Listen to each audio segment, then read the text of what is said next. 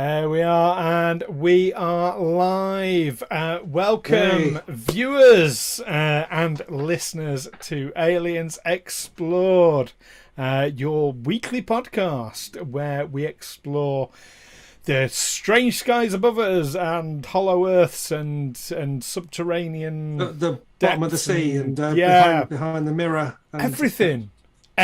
We explore everything here, don't we? Hello, Captain Quinn.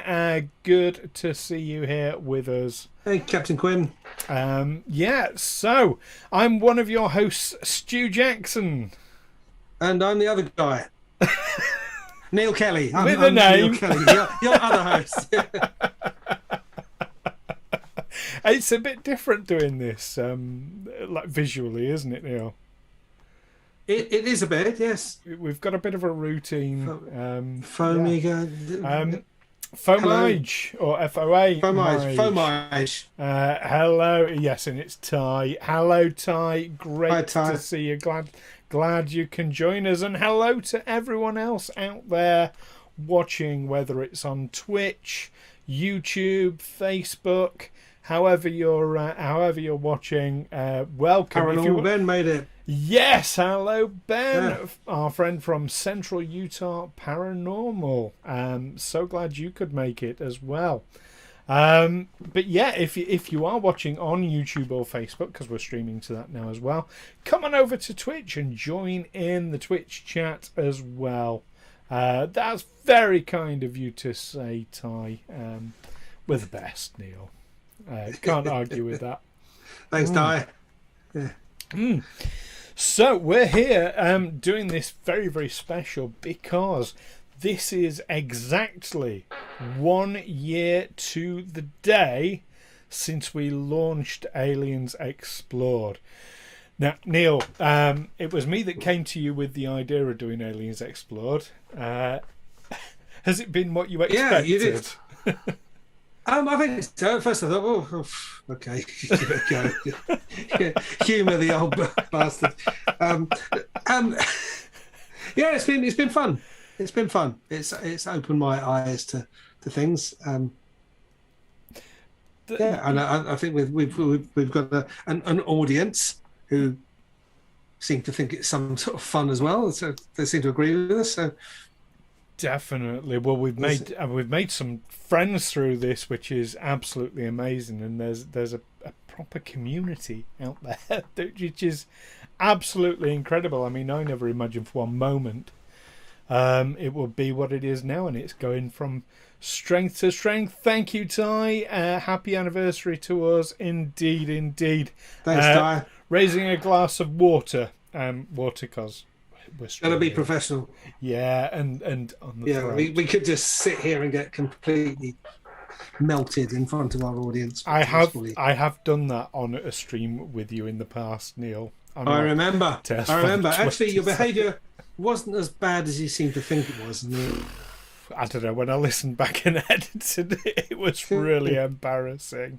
Yes, Ty, you toast us with a whiskey. Absolutely. I'll be having a small snifter of Tamnavulin myself later to celebrate. But yeah, so 1 year. Ty says you weren't that bad. Yeah, I agree. He wasn't that bad. I think when you listen to yourself, you just. I am. Yeah, you're hypercritical. Very self-critical when it comes to these things. So I do appreciate it. But yeah, 54 episodes later, which, if anyone's doing the maths, does work out because we actually dropped the first 3 episodes in one. So yeah, the maths does tie up. It was a ploy. It was a ploy, and yeah, I was advised by a mutual friend of ours, Neil, Dan Thompson, who runs the Danger Club podcast. He said, if you're doing a podcast, make sure you drop at least 3 episodes in one go. When you start off, so that everyone's got something to listen to and something to get their teeth into. So yeah, it was a cunning ploy, and here everyone is joining us for it. So absolutely fantastic. So today I thought we'd have a look back on all the different topics that we've talked about. Not in any great deal of depth, because that would take we'll talk fast. A bit of a long time, absolutely. But yeah, to have a bit of a look back. Ty started listening in September last year. September, yes. Well, that's the great thing about podcasts, isn't it? Is you can pick them up whenever you like and just go back and listen to the back catalogue. But that's pretty soon after we started. We started. We started on the 31st of July. Yeah. 2 months later. Yeah. Yes. First few episodes, Ty binged and then had to wait a week. Yeah, I've been there with podcasts I listened to. It can be like, oh yeah, and I'm like really listening to like several a day, and then all of a sudden, no. 7 days per episode is unacceptable. It really is. Yeah, fantastic. So, of course, the other thing we're going to do today as well is announce the winner of our competition. Do you want to remind everyone what the competition is, Neil? Yes, so bare my chest. We'll show my chest on our t-shirt logo. There's Stu and there's me, and we had a competition to find a name for the little grey guy who's looking at us with an expression that's difficult to read, whether he's viewing us as potential victims, or he's just annoyed with us, or he's pleased to be on our podcast. Any of those. It's enigmatic, isn't it? Enigmatic. Yeah. And do you know what? Let's. I'll move over to the page with the artwork, so our viewers can see that a bit more easily. Of course, the artwork done by Monstrous Art, and you can see all the details to contact Cy and get your own artwork done, or tell him how great he is, and there. But yeah, it's definitely an enigmatic. Ty thinks he's looking at us as food. Okay. So do grey aliens eat Soylent Green? That's the thing. A Soylent Green is I'm sure they process this in some ways. Ty's also quite critical about the frequency of our podcasts. Only one every 7 days. Absolutely. So it is quite an. I always thought that this grey alien was looking annoyed because we're ignoring him. Because we're facing the camera, our backs are to him, basically. So it's like, but it's all about him. It's as if we're you talk about UFOs. Here I am. Yeah. Huh? We're just talking about you as if you're not in the room. But it can be whatever expression you like. And of course, as an alien, he wouldn't express himself the way you and I express ourselves necessarily. Not necessarily. Alien. Anyway, so we'll be announcing the winner of a fancy t-shirt like ours, and they're really exclusive. Basically, there are only 4 people on the planet with t-shirts like this currently. There's Neil and myself and our friends from Central Utah Paranormal. Hello to Octo UK 77. Hi. Yeah. Now, speaking of our friends from Central Utah Paranormal, Neil, you're not aware of this, but I had a parcel in the post yesterday. Ooh. And Ben has very kindly sent us t-shirts. Wow. There we go. Thanks, Ben. So they're absolutely awesome. So I've got yours, Neil. Okay. And if you look on the back, wow, you'll see we get a shout out. So there we go. Hey. So not just a generic t-shirt, but actually specially tailored for us. Yeah. So absolutely brilliant. Thank you very, very much, Ben.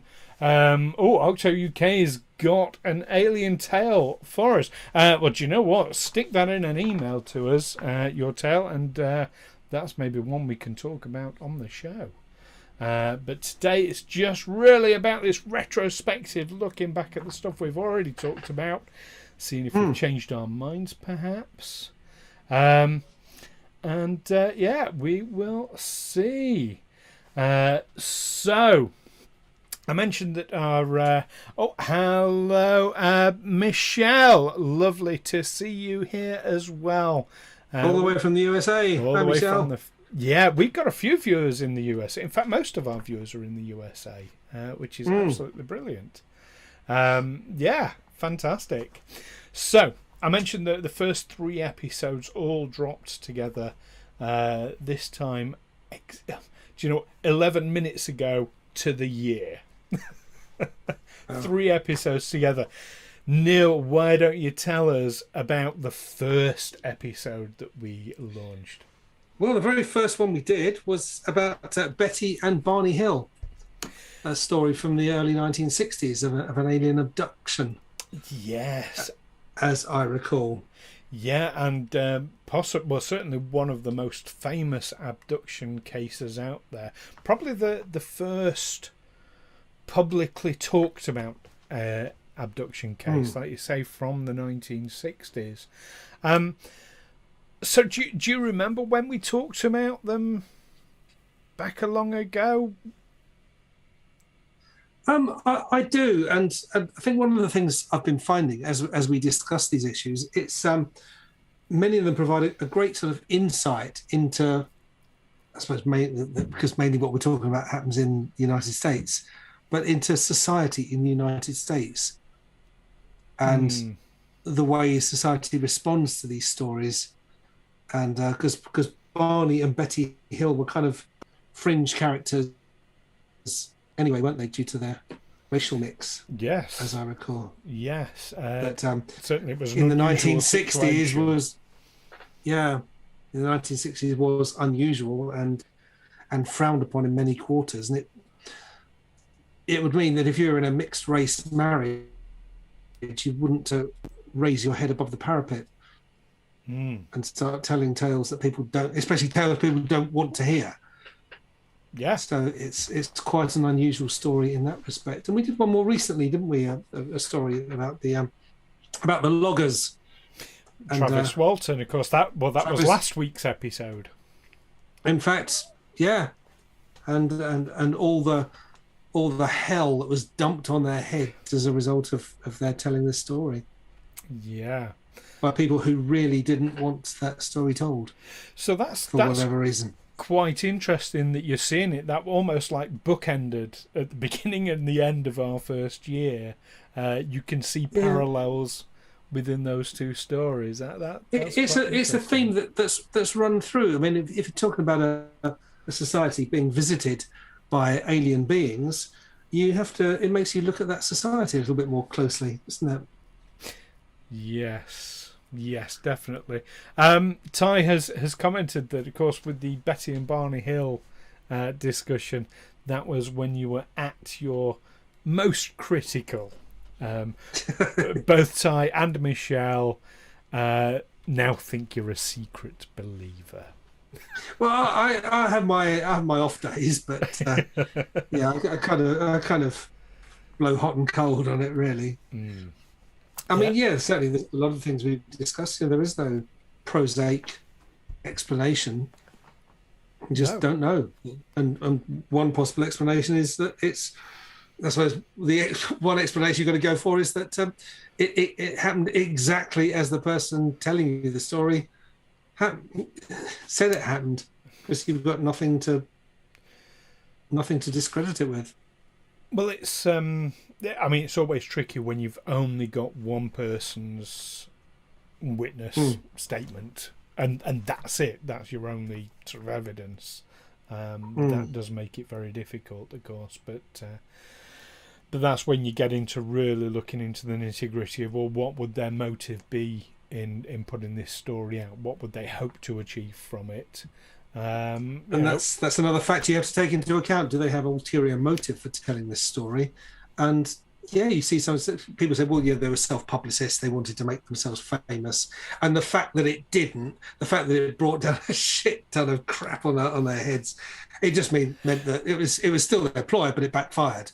It could be poor judgment that's caused that, absolutely. But Ben Cano 81, hello, good afternoon. Yeah, hello, Ben. Great to see you here joining us as well. Yeah, so Betty and Barney Hill, that was your baptism of fire into this culture, so to speak.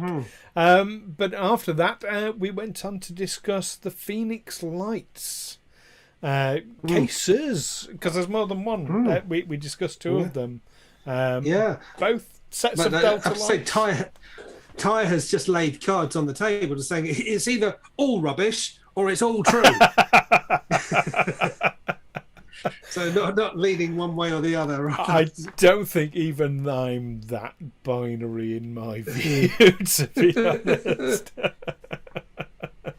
I think there's a lot. I mean, obviously, I'm a believer, but I don't automatically accept everything. In fact, I had a friend send me some footage taken from an aeroplane of an alleged UFO quite recently, and it was problematic in many ways for me.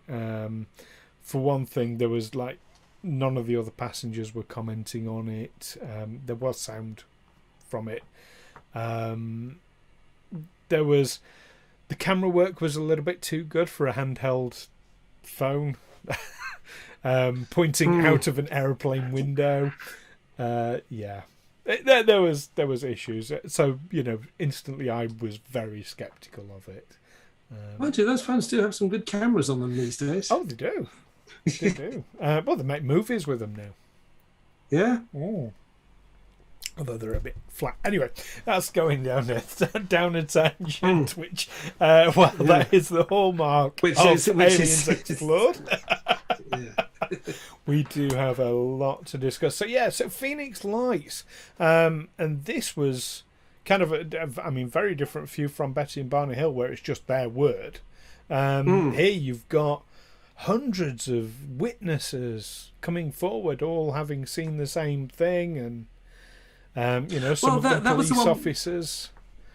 There was confusion on that one over what people had seen, and some people were talking about this formation of lights flying a triangular formation or a V formation, and then someone with a telescope said no, actually each light is two lights. It's the two lights of a plane, but they're just so far away that it looks like one light. You can only see one point of light, and then there was that line of flares that were dropped, and this was the one where reporters were talking about one thing whilst footage of the other thing was showing on television. And there were which made people think, well, two incidents. Yeah.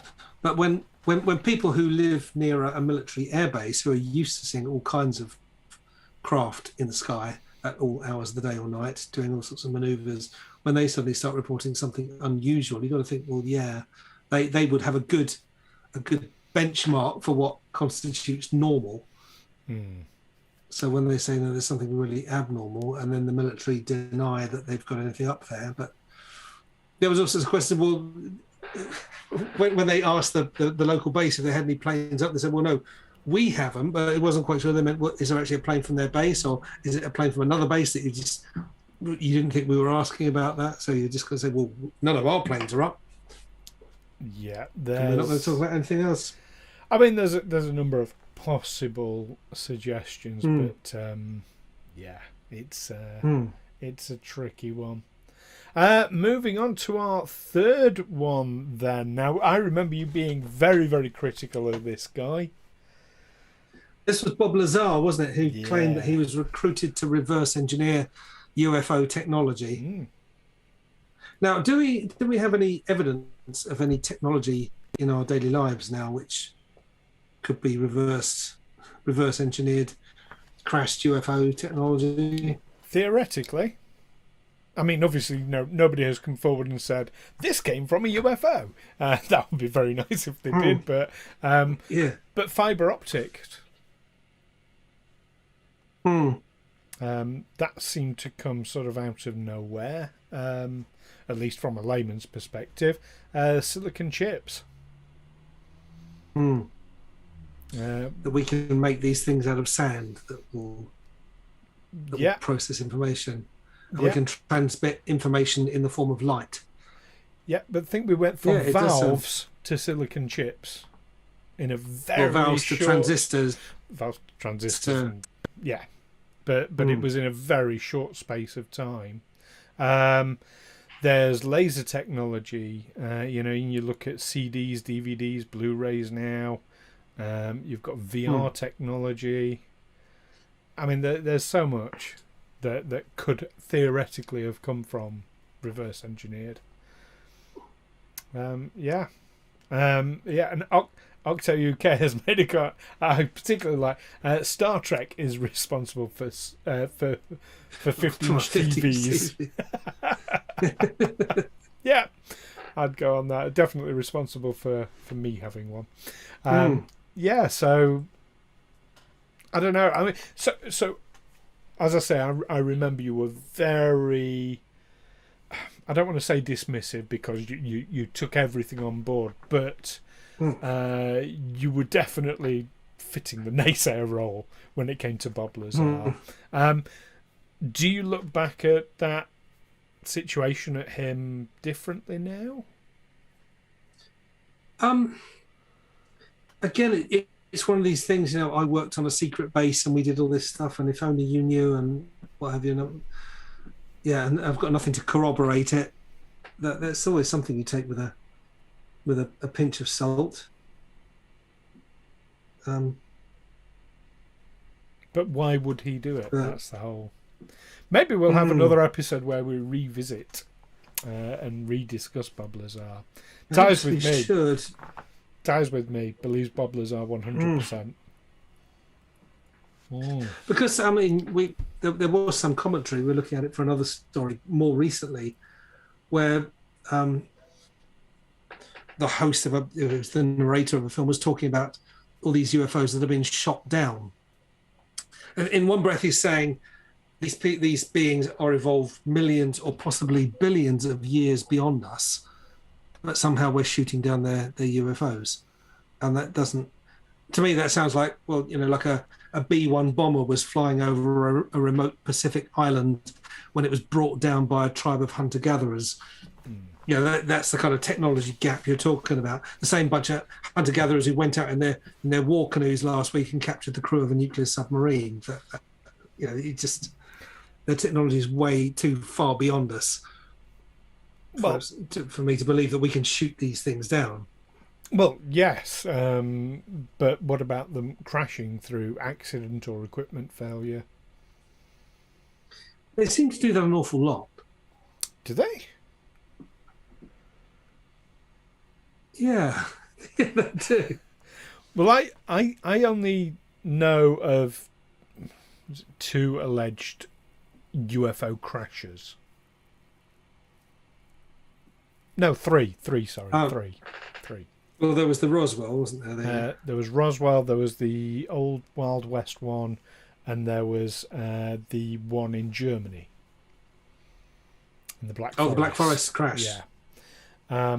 Which led us on to a discussion about Nazis. It did, and we've had many reverse discussions engineering. about Nazis. And we've had a lot of discussions about Nazis. They do come up a lot because they did produce some astonishing technology in the Second World War under very extenuating circumstances, i.e. being bombed all the time, but they somehow managed to produce in a war that started with cavalry charges and biplanes, that by the end of it they had jet aircraft, ballistic missiles, drones, and then a nuclear weapon ending it all. So it was an awful lot of tech, and there's little doubt that the Nazis did have the better technology. But as certainly Americans and British have learned in since then that doesn't necessarily win you the war. It can do, but if you're up against a determined enemy and you're fighting on their terms, then technology. The Nazis or the German Tiger tank was a match for 2 or 3 Russian T-34 tanks, which are much more primitive, but unfortunately they would always be coming up against 4 or 5 T-34 tanks. Just the sheer numbers were overwhelming them. Yes. Okay, moving on, because gosh, we're half an hour in already. We've only got 3 episodes. Yeah, so we're doing all 55, are we? 54, yes, why not? Yeah. Let's go through. Now, the next one, we went all the way to the moon, and we talked about the alleged Apollo 11 UFO encounter. This was alien craft parked on the dark side of the moon. Well, there was one that bits. followed them for a while en route, Mm. and yes, alleged that there's that sort of time of sort of radio silence. Alleged, yeah, that was an interesting one. And then we went to watch a movie after that, didn't we? We did, yeah. What was it? The Whitley Strieber. Does he pronounce it Strieber? I think we had a discussion about it at the time, and I think it was Strieber. I think you said to me it was Strieber because it's German, isn't it? I'm just following German pronunciation rules. I-E is pronounced E. E-I is pronounced I. Apart from in America, where a lot of Americans Oh, it with is German E-I, names. so it's Strieber.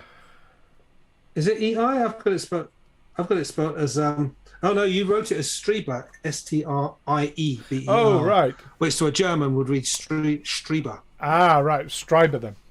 Strieber. Okay. Strieber. Well, yeah, and we watched the film Communion. Yes. Which wasn't so much UFOs, was it? It was interdimensional beings that were. Well, we don't know. I mean, that's the visiting thing. him. It's definitely a whacked out film, though. That one. Very, very strange. Was it Christopher? Was it Christopher Walken? Christopher Walken, Stars, yes. yeah. So give it a watch. I think it's Was it free to watch on Amazon Prime? I don't remember. No, we had to pay on Amazon Prime, but it's still worth it. Still worth watching, but definitely. Not paying very much. Indeed. And then after that, it got a bit dark because we started talking about cattle mutilations. Yeah. Now, you'd not come across the phenomenon of cattle mutilations before that, I seem to recall. Not this kind of very Satanists and with basically people with mental health problems, and I suppose just personal revenge or sadism and or a revenge directed against a farmer who you don't like. I'll go and mutilate his cattle or his sheep. It's a good way to discredit anyone who reports a phenomenon that can't be explained, isn't it?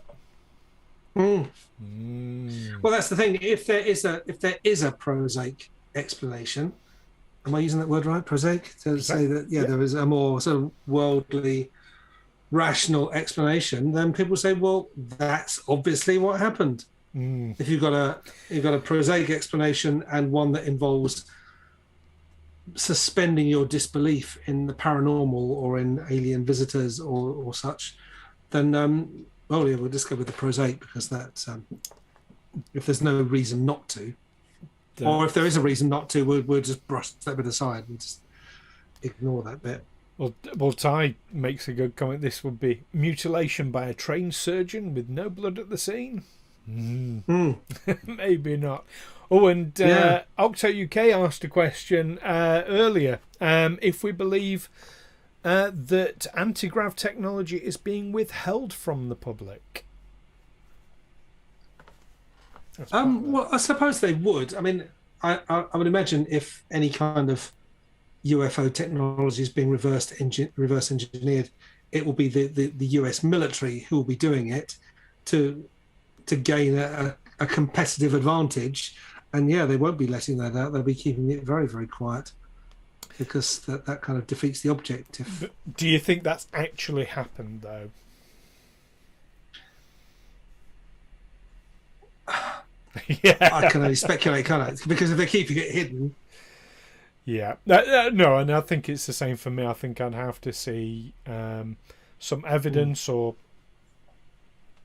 even if it's circumstantial evidence, I'd have to see something to suggest that anti-grav technology was out there.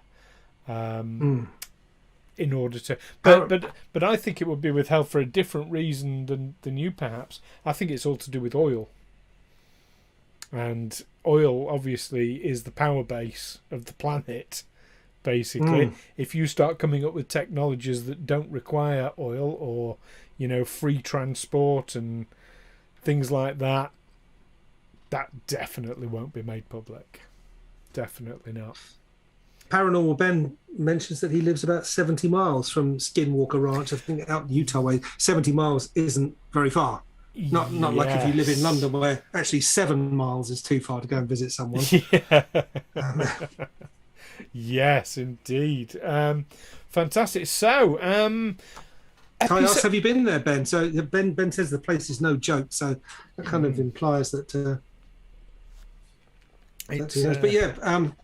developing. I mean, we have of necessity, a lot of these stories involve the US Air Force, whose primary focus is always going to be on the threat that something could pose, that some craft has violated our airspace, seemingly with impunity, and is of such advanced technology we can't just shoot it down. That's something to worry about, isn't it? And several...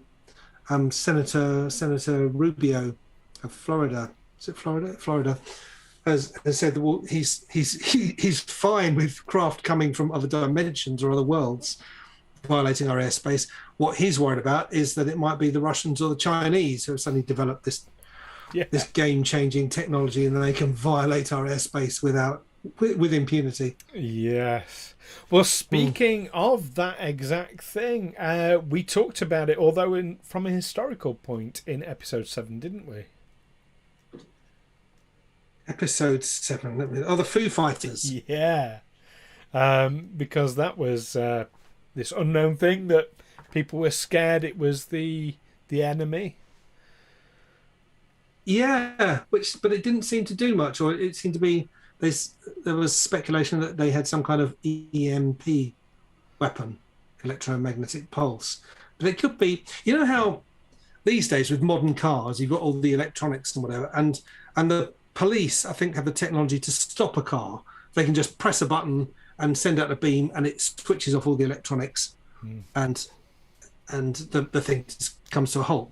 They can do that, but they can't do that if you're driving an old car. If you're driving a 1960s Ford Mustang muscle car, that won't work because you haven't got all that electronics in it. And maybe it was the Foo Fighters were the craft that were trying to attack Allied aircraft, and apparently Axis aircraft as well, using their primary weapon, which was no good because the craft they were attacking weren't advanced enough to be harmed by it. Well, combustion engines do use electronics quite extensively because they need power to the spark plugs. That needs to be distributed in the correct sequence and at the correct speed in association with how the pistons move. But that's not electronics. That's electrics, isn't it? It's just the engine generating electricity. We're not talking goes through the coil into the plugs. I mean, it's not something you could shoot a beam at and switch it off. No. Whereas a modern car does have all sorts of... Yeah. But an EMP would affect... because it'd kill a car battery. An EMP. Would it? I would have thought. But if it's a diesel... A diesel only needs the electric motor to start the engine, and then it runs on compression. It doesn't have any electronics at all.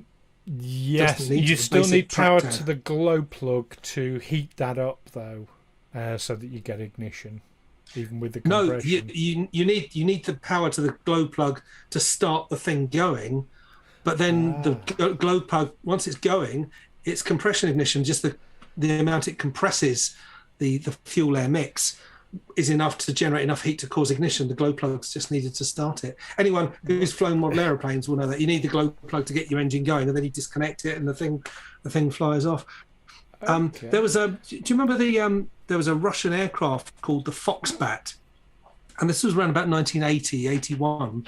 I was in the army in Germany at the time, and a Soviet pilot defected to the West. He had one of these new aircraft, and he flew it to Japan and defected.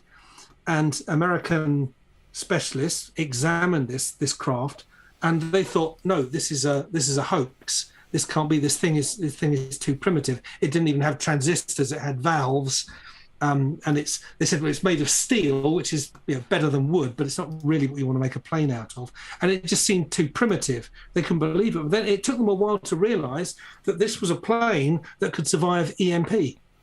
It's been deliberately kind of made out of primitive technology, back to basics technology, so you can have a plane that can fly across a nuclear battlefield. Right. That's what the Russians were good at coming up with low-tech solutions. Paranormal Ben said, going back to the Skinwalker Ranch, tried once to get in. It was all cameras and entrances, but has friends on the Navajo reservation nearby. And apparently it's not as locked down now. So Ben,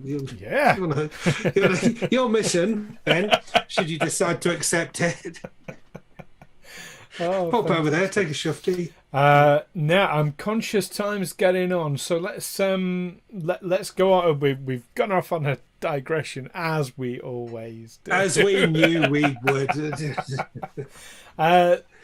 So we talked after Foo Fighters about a much more recent case, the 2006 O'Hare Airport incident. At O'Hare International Airport in Chicago, where there was a craft seen by several people just hovering above the remains far from the terminal mystery building to this day. And then it was one that I think you found particularly fascinating and intriguing. Did I? The episode after. I found this interesting. Yeah. Oh, this episode or the one after? We talking the about? One after episode 8, episode 9. Sorry. Oh, the alien implants. Yes.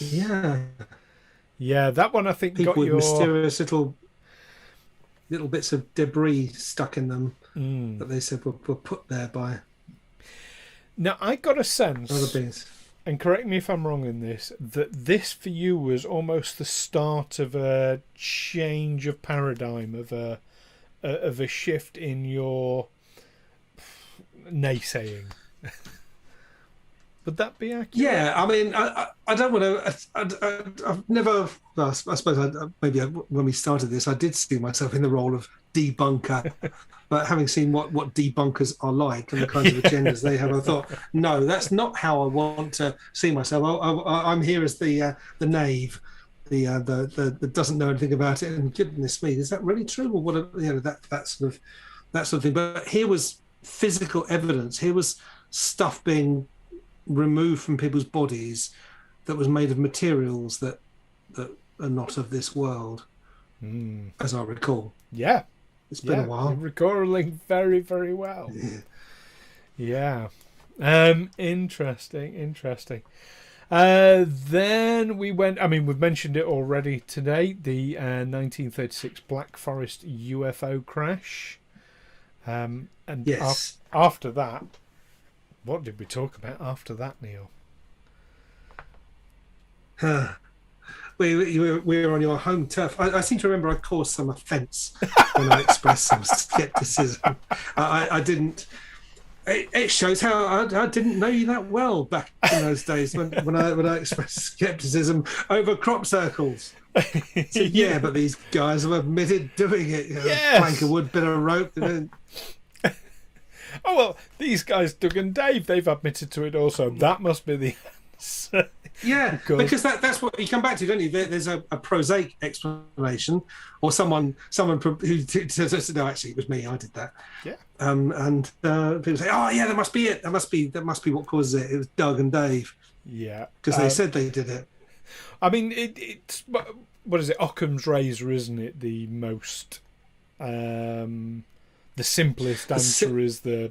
It doesn't always apply because sometimes there are convoluted and complex answers to things. It's dangerous territory as well, I think, Occam's razor. Yeah. Just to look for a simple explanation. Yes, it is. Yes, it is indeed. But after that, we talked. I think this was the first one. Was this first one we agreed on something probably not being genuine? It was the Black Knight satellite. Yeah, this strange shape that's been. Yeah. No, I mean it's an interesting. And of course, the jury's still out for a lot of people on that. What did we talk about then? Well, I know we were going to talk also about our T-shirt competition at some point. Are we going to do a rundown? That's a good time to talk about it. Just so we got excited about the Black Knight satellite. Yeah. Oh no, let's talk about something else. Definitely want to know what it is. So our T-shirt competition. We mentioned this at the beginning of the stream. I've lost my mouse on the computer. There it is. So we have our lovely artwork there, as done by Cy Monstrous Art, which we have put onto T-shirts. And as we mentioned, these are incredibly exclusive. Only Neil, myself, and our friends Ben and Randy from Central Utah Paranormal have these T-shirts. They are incredibly exclusive. So we said, as a competition, if you can name our grey alien chappie in between us on it, come up with a name that we really like, and you get a T-shirt. Now we will be announcing the winner of this competition later on in the show, but we have to say we were inundated. I mean, we had so many suggestions, and they've been absolutely brilliant. We've had an absolute blast reading them. So thank you to everyone who's put in suggestions. We're still attracting the brightest and the best in our audiences, aren't we? Definitely. The imagination that's gone into these is absolutely incredible. So, of course, the first thing we had to do was narrow it down. So, here in no particular... Actually, I was going to say no particular order. No, in alphabetical order is our top 10 favourites. Neil, do you want to start us off with A? Oh, well, are we going to alternate, or are we going to? Yeah, let's alternate. Why not? Okay, so first one up is Axel. Yes, great name. Spelled with a K rather than an X. AKSEL. Yeah, Axel, brilliant one. Then we had quite a convoluted one, Dribble Tevingston. Or Dribble for short. Dribble for short. Next up, it's Frank. Which is nice, Frank. And plain and simple. And another fairly plain and simple one, Graham, who is actually named after this particular listener's cat. And not a play on the word grey, sort of Graham. Well, I think it is. It kind of is, but in this case, it's explicitly not. It's named after the listener's cat. Hello to Graham the cat. Next one up is Greg. Yep, not Greg. Am I saying it? Greg. Yeah. Like Greg, but with a little extra Y in there. Greg. Indeed. And Grey, of course, being the theme here, while we're on the G's in particular, Gus the Grey. Gus the Grey. I liked. Next up is Corn, Kawn. Yeah. So how would an American would pronounce it? Corn, right? Corn. I think so. Yes. I mean, in English, us Londoners certainly, if it was spelt CORN, we'd pronounce it the same way. We'd still say corn, whereas America would say corn. They would give more emphasis to the R because it's a rhotic language. But we'd say Khan. How? They say Khan? Yeah, because they'd say hawk. They'd call a hawk a hark. So maybe it's Khan.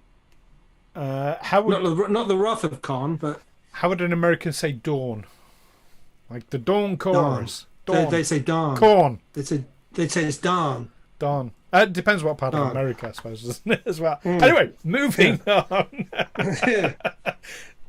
We're digressing. We're digressing.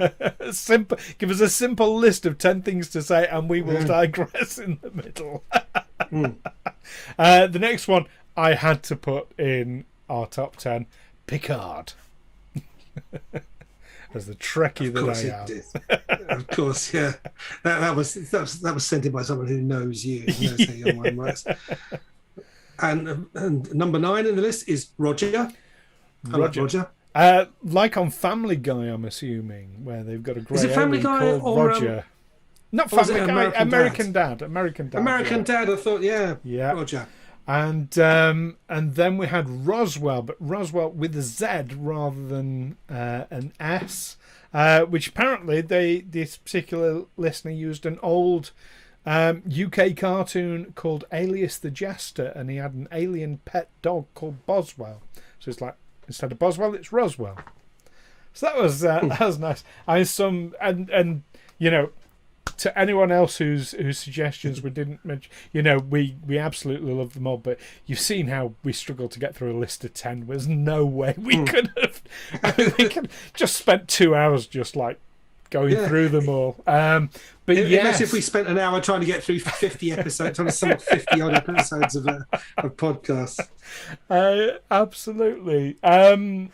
So let's change this up a little bit, how we're doing this, because I'm conscious we are 3/4 of an hour in already, and we will, like I say, be announcing the winner of that T-shirt later on in the show. In a few minutes of the rate we're going. So we got through the first 12. Do you know what? Let's look at the next 3. Which were Skinwalker Ranch, The Hollow Earth Theory, and Sergeant Yoakum and Lucky 13. Do any of those 3 sort of jump out at you, Neil?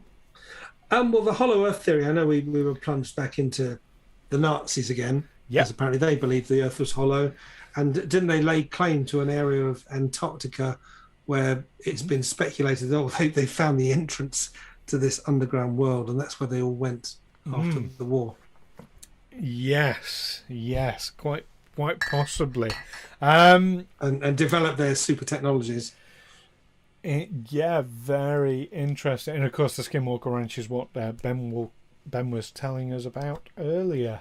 Then the next 3 after that, we did a Halloween special. We talked about acclimation through movies, which is something I will die on this hill. You believe we're being prepared for a contact with the. Totally. I am 100% behind that. We talked about Scientology. Very carefully, it has to be said, because they are known for their litigiousness, aren't they, the Scientologists? Amongst other things. And we were very, very fortunate to have a story in from a listener themselves, Rudy Payen. Yes. You remember Rudy's story? In Texas, where they encountered a UFO. Yeah, that's it. It was. I mean, it was as much a story from his family, wasn't it? Ty agrees with you. We're being acclimated. Totally. Of course, we are. Being conditioned. Ty agrees because he's sensible. Not that I'm buying. I think, I can go along with that to an extent. But I think, well, who's doing the acclimating? Is it the Greys have got directly in touch with Hollywood producers and saying, look, we need to, you know that we're here, you're cool with us, we need to prepare the public, so we'll fund your movies with our extraterrestrial technology. We'll slip new inventions into the market, make a load of money, and you can release your blockbuster movies to prepare people to be subjugated by us, or is it actually our own rulers who are saying, well, we've been friends with these aliens for a long time. It's about time they took over the world and ousted us. Definitely. Do you want to tell us about the next 3 on the list? After Rudy, there were the Pentagon UFO videos. These videos that were released back in April April last year? They officially released 3 videos of UFOs captured by, I think, mainly US Navy pilots. Yeah. And this led on to Donald Trump promising that that all the US agencies are going to release all the information they have about UFOs. This is us skipping through these, by the way. Yes, this is us skipping through these. So we did question perhaps the political reasons for why suddenly they're acknowledging these things, saying we've seen these things, we don't know what they are, and we're still questioning. Or maybe we do know what they are. We're going to release all the information we have on what they are at some point. Have they? That's the question. Yes. After that came the Thanksgiving special. Thanksgiving isn't really a thing in England, but in Britain. But we acknowledge that for most of our listeners, Thanksgiving really is a thing. We talked about the Native American Star People, yes, sometimes known as the Sky People, or the Anunnaki. Is it the Anunnaki? Anunnaki or Anastasi. Sorry, Anastasi. Anunnaki is the Sumerian. Yeah. And after that, we went to Deputy Sheriff Val Johnson. Yes, incredible witness, if ever there was one. Was this where the ball of light came into his car? Yes. Was that? That's Val Johnson. Yeah. As depicted. Well, it only happened in 1979, so this was after the movie of Close Encounters. Close Encounters of the Third Kind had been released. Yeah. Well, suddenly this. Do you know there's an interesting thing that you can categorize any event in the entirety, not just of human history, but actually in the history of the planet and possibly even the entire universe, where it either happened before Close Encounters came out or after Close Encounters came out. Oh, so that's a kind of defining moment, like BC and AD. That's before Close Encounters. Sorry, I'm being glib. Yeah, indeed. So that's what our listeners have tuned in for. We then talked about Area 52, otherwise known as Dugway Proving Ground. We talked about Rendlesham Forest. And we had our Christmas special, where we kept it very festive by discussing perhaps Jesus was an E.T. But Rendlesham Forest, I think we can announce this here to everyone, can't we? We're planning, Neil and I, to do the UFO trail in Rendlesham Forest.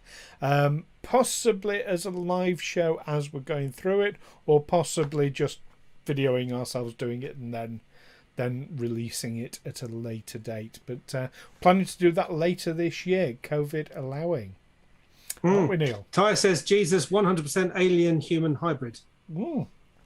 That's certainly and a also theory. Comments that there were UFO nuts before America was even America. Well, we are gonna we've got an episode coming back, haven't we, of a UFO. Was it a UFO battle in the skies over Nuremberg? Yes, over Nuremberg. Before that was Germany, and I guess that was really before America was America. So well before. So we got that coming up, Ty. You got that to look forward to. Before Great Britain existed. There you go. Yeah, well, Great Britain's only existed since 1707, hasn't it? Yes, with the correct. Act of Union signed by Queen Anne. Yeah, there we go. Not that we're digressing. What's the next three? After Rendlesham Forest, Jesus was extraterrestrial. We've got Chaim Eshed, an interesting character, a former director of space programs for the Israel Ministry of Defense. As I say, the Israeli Ministry of Defense. Yeah.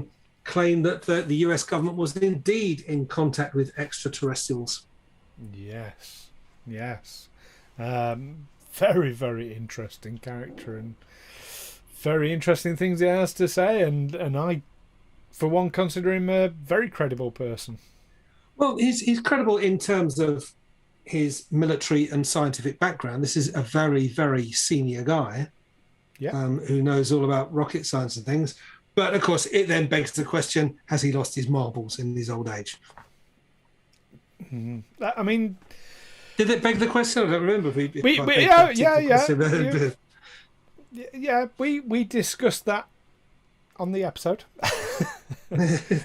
and to be honest, I mean, to all our listeners and viewers, anything we're mentioning here, go back, all the back catalogues there on aliensexplored.com, revisit these episodes, listen to them again, challenge us, say, you said this thing and it was wrong, and, we want to hear. What else did we talk about? We talked about the Illinois UFO of January 2000. Yes. UFOs seen by several people, including 4 police officers on duty. And what that might have been. What did we decide it was in the end? Well, we don't know. No, it's a UFO. It's unidentified. Ty says leaks of US found archaeological crashed alien ships with dinosaur skeletons found in them. Oh, we'll have to look into that. That's one for us to discuss in a future episode. Definitely. And keep us going, because we're doing 3 episodes each in a chunk. Okay, is it still my turn? Yep. The Aurora, Texas, 1987 UFO. Oh, yes. The UFO crashed on a farm near Aurora in Texas. The pilot died in the crash, was reportedly not of this world, and is buried at the Aurora Cemetery. Well, isn't, because they eventually went to exhume the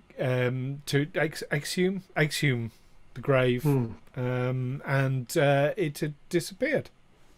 Even though there's photos of it and everything, it's gone. Very, very interesting case, that one.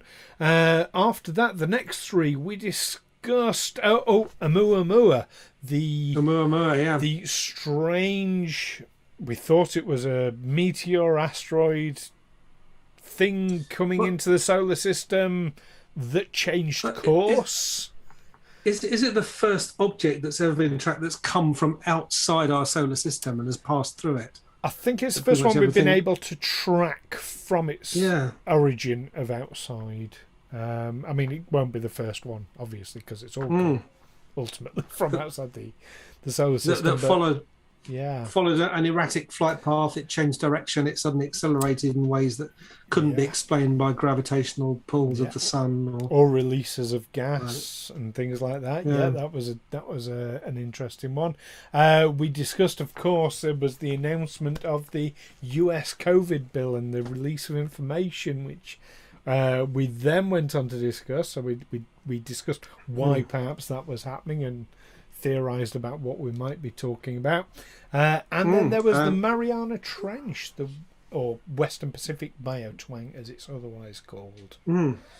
Strange sounds from deep in the bottom of the ocean. Which reminded people apparently of Star Wars sound effects. Yes. Well, we played it. And as you've said many times, if extraterrestrials are coming to this planet, what better place to hide their craft at the bottom of the ocean? Yeah, absolutely. Well, there might be a better place than that. I've been looking into something recently that we're going to talk about on a future episode. There might be a better place. And that presupposes a technology that we don't have, because when we hide our aircraft at the bottom of the ocean, that we tend to say they've crashed, don't we? Well, yes, but if they're coming from outside and they don't come back from a different planet or a different galaxy, that definitely predisposes a different level of technology. What were the next 3 after that? The Black Vault special, the CIA declassified. Yes. The Black Vault is a website for our listeners. It's a website dedicated to releasing freedom of information access requests on UFOs and other materials from the CIA and other government bodies. John Greenwald Jr. in middle of last year received thousands of pages of UFO-related documents declassified by the CIA since the 1980s. Now, I think it's an old CIA trick, isn't it, when they're asked to release information? We're skimming through, Neil. We're skimming through. Yeah, we're skimming. But I just want to say that the way the CIA release information when they're told to, and they obviously do it quite grudgingly, they'll release it in a form that it'll be a truckload of paper, not sorted by any kind of any particular way, and you've just got to trawl through it. Yeah. That's it. It was a bit of a pain the way they did that. Episode 32, Russia's giant underwater humanoids. Yes, when they're trying to capture one of them. Yes. Lake Baikal in southern Siberia is the largest freshwater lake in the world and contains more water than all of the North American Great Lakes combined. Surface area slightly larger than Belgium. So what creatures dwell in those depths? And I think we mentioned the Mappa Mundi in that episode, where if you look at the Mappa Mundi, which is, it's turned sideways because on the Mappa Mundi, east is at the top, west is at the bottom, north and south, left and right. But if you look at the sort of area of Siberia that constituted the edges of the known world when the Mappa Mundi was drawn up, there are indeed giants drawn on it. So who knows? There were travellers' tales of giants from medieval times. That's it. The alien autopsy video. Yes, of course. And in fact, Michelle, who's watching, sent us an email about that one, because Michelle has the original VHS still of that when it was first released. Yeah, that was a fascinating one. So let's do a quick recap about our competition that we're running. Yes. So you'll remember that our competition was to win a T-shirt with our artwork on it, like Neil and I are both sporting at the moment. And what we asked you to do was give a name for our grey alien friend in the middle. Now, we had some absolutely incredible, amazing, fantastic names throughout. We gave our top 10 a short while ago. Let's narrow it down a bit, Neil. Let's give people our top 4 that we narrowed it down to. Are we going to alternate again? Let's do that. Okay. So the first of the 4 is Dribble Teevingston, Dribble for short. Yes. Then there was Frank, which we really liked. And then there was Graham, named after the listener's cat. Yeah. And Greg. So that's our top 4. So one of those is going to win a T-shirt, and to everyone else who entered, I mean, thank you so much for your entries. Absolutely brilliant to receive them. But yeah, one of those is going to win a T-shirt.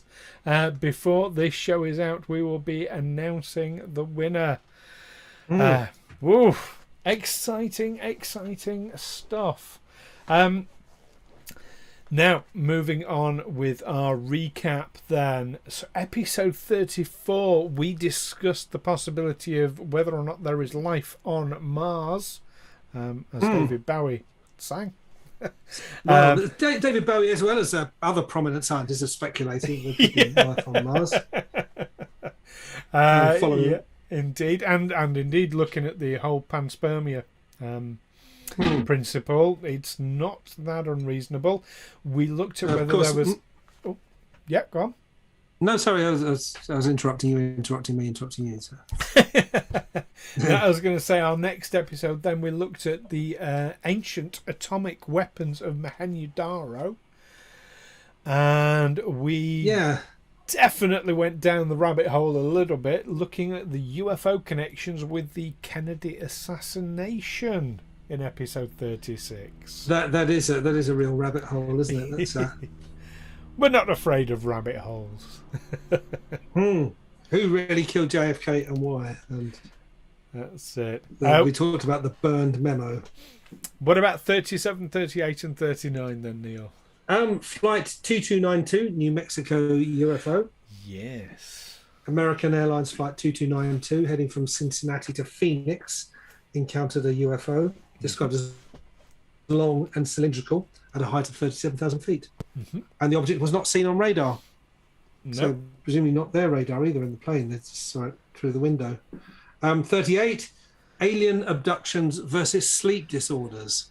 Yes. So this is when we get into the more prosaic explanations for alien abductions. That actually people are having some kind of problem. And that was you that brought that one to the table, of course, as I think I've got an answer here.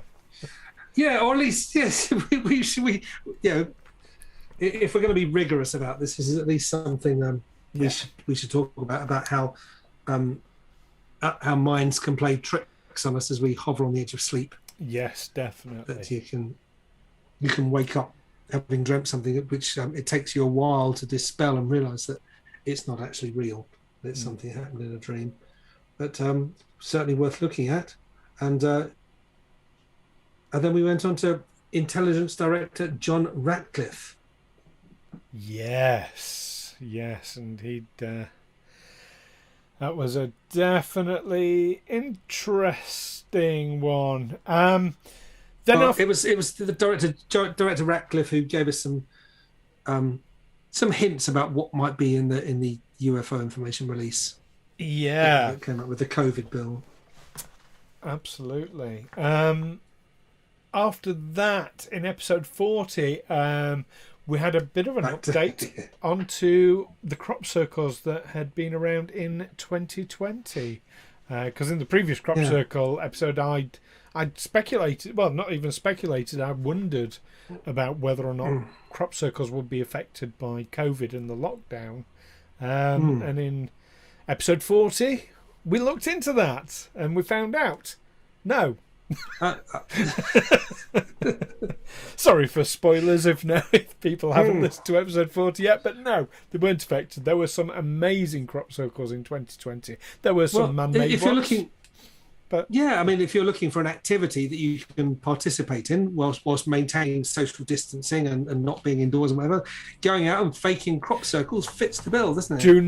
Do not fake crop circles. It is a criminal offence, and we would never encourage anyone to do that.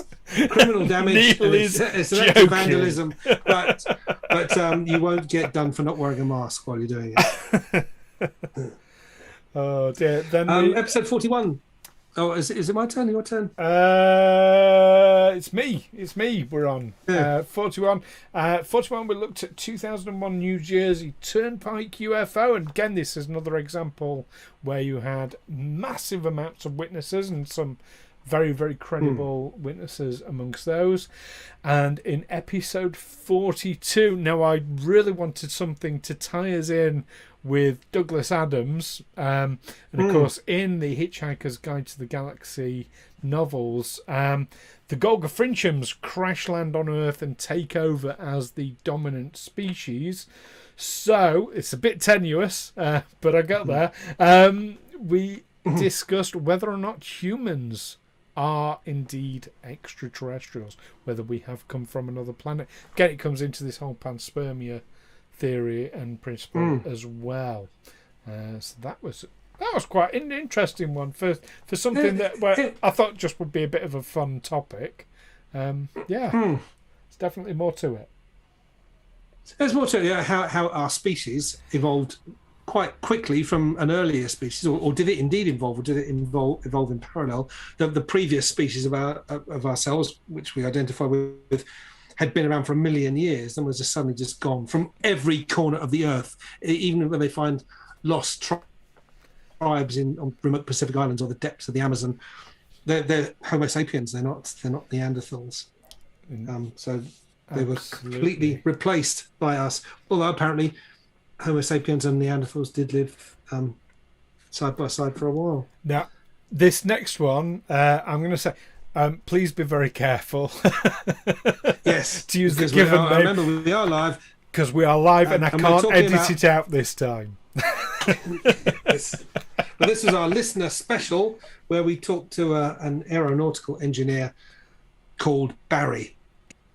Yeah. We didn't call him Boris because we thought that might send set off alarm bells. Also, he's a nice chap. So, yeah. He's a lovely chap. He But is. he talked about technologies that are being developed that could have been mistaken for possibly for UFOs. Yeah. Or And they put out UFO stories to cover the fact they've developed some new thing. Oh, the US Air Force have got this new jet that's amazing. No, it's not. It's a UFO. yeah. So I enjoyed that one. Yes, definitely. Very informative it was indeed. It certainly. Now, I mean, I look at UFO reports and things now, and it has definitely coloured my view of when I'm looking at things. So yeah, it was really. So thank you, Barry, if you're out there listening to this. Yeah, that was great, Barry. Do you want to give us And 44? one thing I took, one bit of information I remember taking away from that was how actually what we see as UFOs would have a very low radar image, and that the military are working to develop aircraft with that same very low radar profile, mainly by removing the tail fin, because that provides a nice sail to bounce a radar beam. By not having that and steering the plane by the means. It's less easy to track. It does, although of course there are many cases of UFOs being captured on radar. Yeah, they didn't quite. Just not all. They weren't flying at the right angle. None of them. Yeah, it's almost like there's different types. There's the ones who can avoid our radar, and there's the ones who don't give a shit about our radar. What are you going to do about? Yeah, as Tea Party Fox says, the flying wing. Yep, absolutely. Flying wing aircraft. Yeah. What about 44 and UFO 45? UFO hoaxes. Yes. Some of them, yeah. Well, all sorts. There are all sorts of potential prosaic explanations for UFOs, and some of them have been found to be outright hoaxes. Yeah, absolutely, and some of them very convincing hoaxes as well. I remember seeing one. I had a book when I was a kid, and it was a picture. It looked like quite a convincing flying saucer, and it said someone had thrown a hub like a frisbee. Yes, taken a picture of it. I know the one you're talking Convincing. about. Very famous photo. Yes. Yeah. It just goes to show. It does a massive disservice. Yeah, and I dare say it's done by people who don't believe in it anyway. Just like the people who create, the villain in Scooby-Doo never turns out to be someone who actually believes in the paranormal. Or they've been paid by the They're government. just relying on their victims. Or they've been paid by the government to discredit. They're being yes. Yeah. To debunk it, as we know that there are. We've talked about Philip Klass, if I'm pronouncing his name right, who is a paid debunker. Yeah, we know they exist. Who you start talking about your encounter with a UFO, and he'll be there with his lie detector and strapping you into the seat and proving you calling you a liar. That's it. So next up, episode 45, the Aetherius Society, an international spiritual organization dedicated to spreading and acting upon the teachings of advanced extraterrestrial intelligences as delivered to them by Englishman George King. Yeah, it still strikes me how just genuine and lovely the people sound, and how open. Yeah, it really makes me think. I'd love to speak to someone from the Aetherius Society, like a member, but I'm I don't sure know anyone. We could. I don't know anyone in the Aetherius Society. Maybe you got to think more like journalists. I think we've got to think. Well, I need Yeah. to interview someone from this Contact society. them. Well, but I don't know anyone. What can I do? contact them and then say we'd love to interview someone. Yeah. Watch this space, listeners. Watch this space. Episode 46 is COVID-19 from outer space is something we looked at, because of course there was that meteorite seen not far from Wuhan just a couple of weeks before the first cases started to be reported. So we discussed that. I think we came to the conclusion that probably not. It's not some sort of Andromeda strain kind of. And if you want to read the famous Crichton, what's his first name? John Crichton's in Farscape, though. Michael Crichton, yes, very, very, very gripping novel, The Andromeda Strain, about a satellite that crashes to Earth with a deadly, bearing a deadly load that kills everyone in within a certain radius. But I'm afraid the ending's a bit disappointed, but I won't spoil it for you here. No spoilers. No spoilers. Then we discussed and this was another one that you sort of prompted for us to talk about. We discussed a very interesting case of Phil Schneider, who had a firefight with aliens underground. Yeah, gunfight. Had a gunfight with extraterrestrials. Him and a Marine who didn't survive the encounter. That's or did the Marine? No, the Marine dragged him to safety, didn't he? Phil survived the encounter, but Phil got shot with something. Yeah, he did. That's a good episode to go back and listen to. And then we discussed whether or not Close Encounters of the Third Kind, which we've already mentioned tonight, whether or not it was actually based on real events. Excuse me, coughing away. Spielberg, when he worked in this, did work. His technical advisor, was it technical scientific consultant on the movie, was J. Allen Hynek, a name that's come up a few times in our podcasts. He's the guy who originally came up with the 3 types of encounter, which he's now expanded to. Is it 7 types of encounter? I think it's 7. Oh, we might. Yeah, he decided that the 3rd type was a bit too broad. That actually there are different subcategories of that. Well, the 7th goes to alien-human hybrids, doesn't it? Yeah, whether we breed with them, and that's a type of encounter. I suppose breeding with someone is. Can't deny that's an encounter. Let's talk about the rest of our more recent episodes before we reveal the winner of the T-shirt. Right. So we talked about Lieutenant. We sorry for Americans. It's an affectation of the British military that they do not pronounce lieutenant as lieutenant. I think originally they didn't like it because it sounded too French.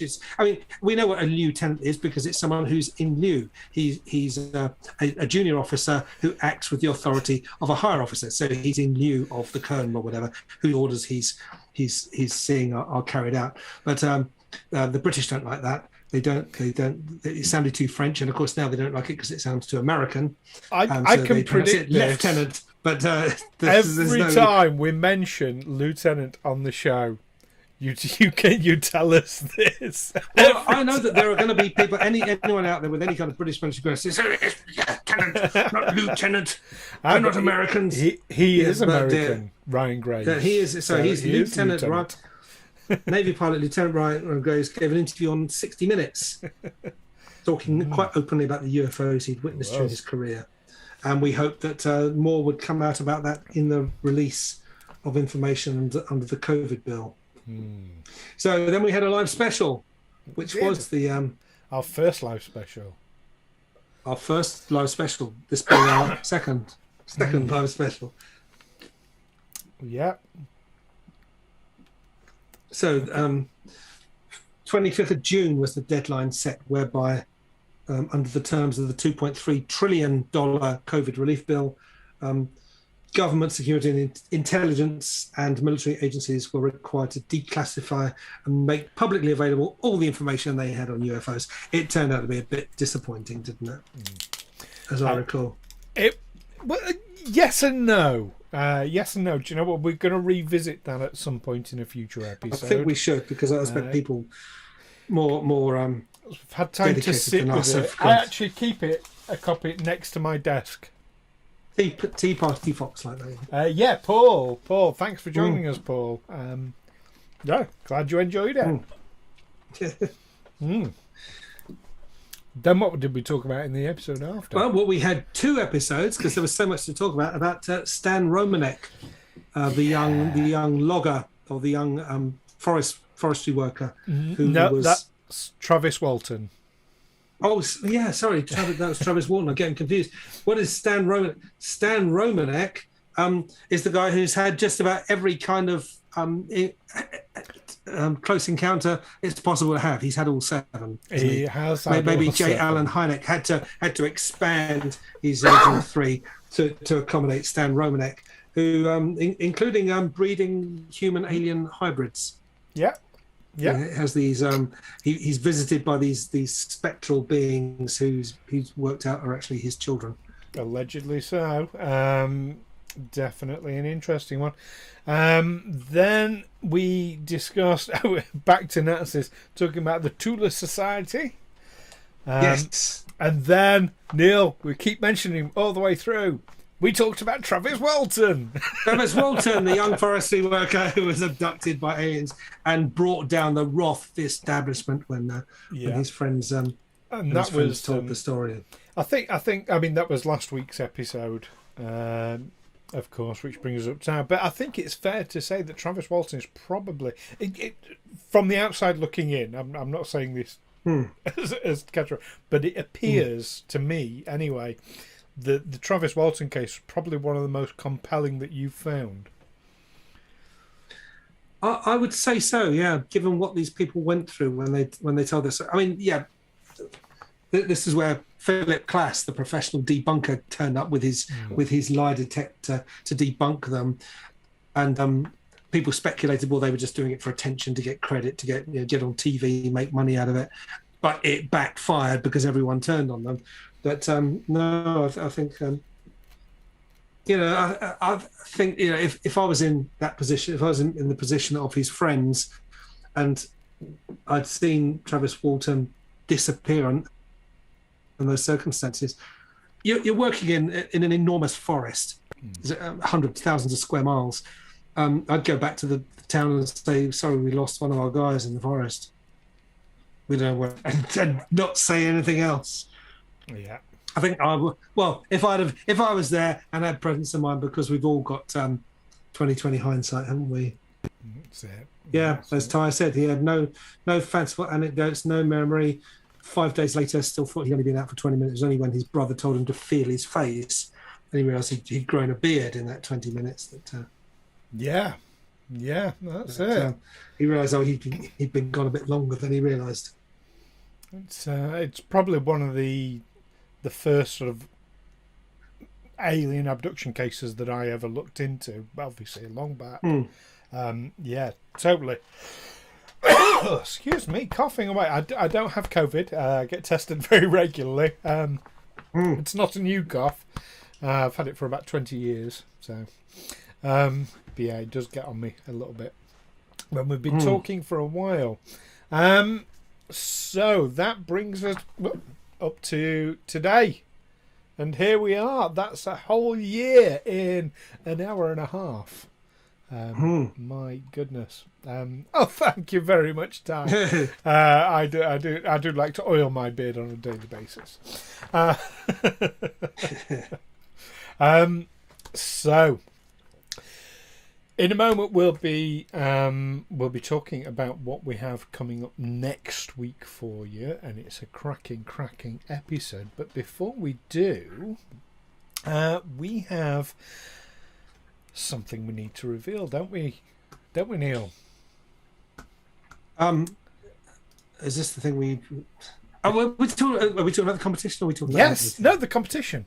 Oh, the competition, right? Okay. The other thing was just stay our secret.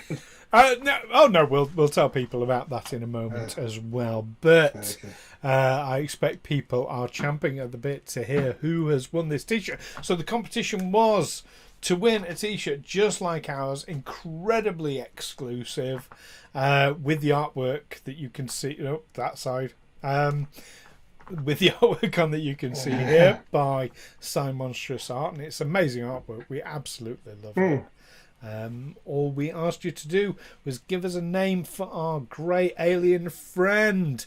and we'll recap our top 4 favourites. Again, we'll alternate, but I'll start us off this time, Neil. We had Dribble Tevingston. We had Frank. We had Graham. And we had Greg. Yep, so one of those is going to win a T-shirt, and we will be in touch with the person after the show by email to get your size and your address, where you want it sent to. Neil, would you like to announce the winner? I think I'll leave that to you, Stu.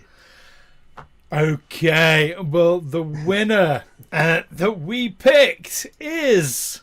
Graham. A very sophisticated selection process. Graham, yes. We liked Graham. Graham, especially after the listener's cat, and that was won by Tom Court. So thank you so much for putting that in, Graham. But... Oh, we even had drum rolls in our we chat. had drum rolls in the chat. Thank you so much, Ben and Paul. So, because the choosing from all the suggestions was so very, very, very difficult, excuse me, we made that cough is really coming back, isn't it? It really is. We made a decision. We thought, well, actually, Graham's a good Earth name for this creature. What if he had his own home name as well? So we actually picked out a second winner, didn't we, Neil? We did. And what was that? That one is Grace Wilson, who gave us Dribble Tevingston, or Dribble for short. So we will actually be sending out 2 T-shirts, one to Tom and one to Grace. As I say, this artwork is becoming less and less unique with every passing minute. That's only 6 T-shirts out there. That's still pretty unique. Still less than it was. We are a global podcast, Neil. We are. We should have more than 6 T-shirts. But well done to everyone who made suggestions. They've all been absolutely brilliant. So thank you all very, very, very much. So there we are. Now, you mentioned about the other thing we were going to reveal, Neil. Well, we're going to be telling them we're back on crop circles again now. We are. Tell everyone. Yes. Oh, well, Stu and I have been in touch with a filmmaker, a maker of horror films, as it turns out. But no, to actually make a movie. We did look to Netflix for funding. They had a competition, but unfortunately we weren't successful. They didn't like our proposal. Maybe it was just our proposal. Maybe you got to get some practice at this. But yes, we are looking sometime between the autumn and beginning of middle of next year to make a movie about a visit to a crop circle. A documentary, in fact, not a movie, because that's a documentary. A documentary film about. We're making our own documentary film. And still be taking me to a crop circle and saying that this was made by UFO, and I'll be saying no, it's bollocks. Well, and what happens? Then find out what happens. That's the script sorted. No, we'll be looking into things like the history. Try to meet for a beer when we're filming. Oh, fantastic! Absolutely. Yes, you can. Definitely. But yeah, we'll be looking into the history of crop circles. We'll be looking into interviewing sort of experts in it, because as much as I might have been looking into them for 20 years, I am by no means an expert at all. I'm a total layman. So we'll be getting some real nitty-gritty stuff into it. We will. And we'll fly our drones. We'll be flying drones as well. I think that's the thing you're most excited about, isn't it? Yeah. But you know what? Listen, if you can help us out here, you can message us at aliensexplored@gmail.com. And if there is, I mean, tell us what you would like to see in a documentary like this. We're keeping it very much in the same sort of vein as Aliens Explored, in that our original idea was, rather than so most UFO podcasts either come from the point of view of they believe or they debunk. There's kind of no middle ground there. So that was what we wanted to do, was like basically this middle ground. That's why Neil and I, we get together and we argue. We can find the middle ground. Although I do like Tea Party Fox's idea, but it's basically the Blair Witch Project with crop circles. I've got an old script. So it's going to be found footage. I have a found footage script that I put together, oh my goodness, probably about 10 years ago, connected with crop circles. It was awful. Looking back at it. But yeah, so if there's any aspect of crop circles that you'd like us to include in the documentary, do let us know. Message us at aliensexplored@gmail.com. We would love to hear what you would like to see from it. So Ty, that statement you just made, that first bit is true, but the second part maybe not so true anymore. Logical. Yeah. You're a passionate. You get. I mean, we both get very, very passionate. I mean, it must sound to the listeners like we're about to fall out when we do our recordings. Do you think, Neil? Well, that first time I poo-pooed crop circles, we came close. I suddenly, you feel the ice cracking beneath your feet. You were glad we were doing this over Zoom. Found footage of a man die. One of us. It's just a camera lying on the ground, and you can see my foot. Oh yeah, no, we do get heated and passionate, but just to reassure our listeners, Neil and I have been friends for a long time. We absolutely do not fall out, because I'm worried that people worry about that. Nobody's ever said it, but no, it's too serious a matter. Death by planks of wood. Yeah. There we go. Okay, well, that brings us to the end of this special. My goodness, well, thank you all so much for joining us. This has been absolutely amazing. Had so much fun looking back. And for your input as well, and some very kind comments. Oh, yeah, definitely. Oh, keep the kind comments coming. Love hearing those. We love being stroked. Yes, indeed. But join us next week when we will be discussing the very, very famous Project Blue Book. Yes, Project Blue Book. Yeah, looking forward to getting into that one in some nitty-gritty detail. So, it's goodbye from me. And it's goodbye from me, and I look forward to seeing you all soon. I'm afraid, it's the end. Sorry, but yeah, Blue Book. Yes, Captain Quinn, Tea Party Fox, Benkenau. It's one. Yeah, we look forward to presenting that to you. Absolutely. In the meantime, keep watching this Twitch stream and the skies. Take care. Bye, everyone. Until next time. Bye. Bye. Bye.